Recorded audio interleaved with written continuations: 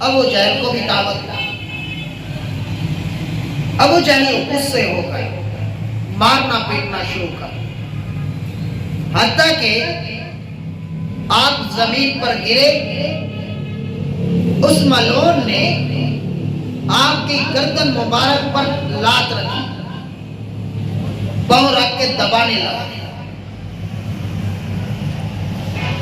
और हजरत अमीर हमजा रज़ियल्लाहु ताला अन्हु की खादमा थी, वो देख रही थी।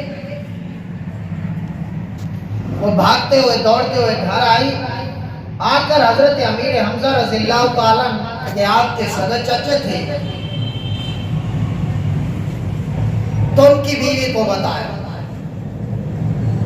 सारी बात बताई, सारा किस्सा सुनाया।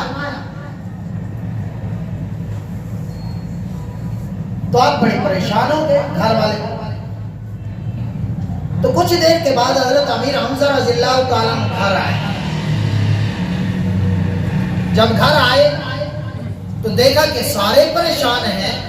फिर पूछा कि परेशान क्यों हो, खैर है? तो हजरत अमीर हमजा की बीवी ने सारी बात बताई।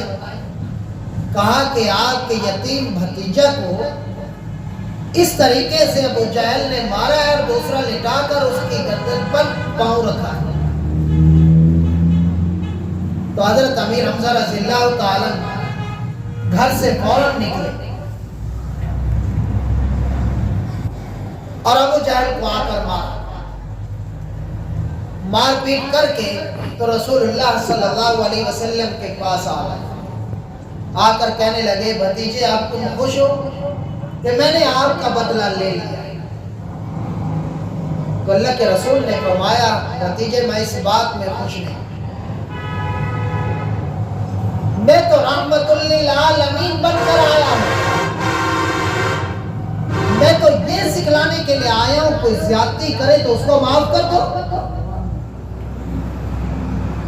कोई गाली निकाले उसको गाली का बदला गाली ना दो, उसको माफ करो। मैं तो ये बतलाने के लिए, मैं उस वक्त खुश होऊंगा जब आप कलमा पढ़ लें।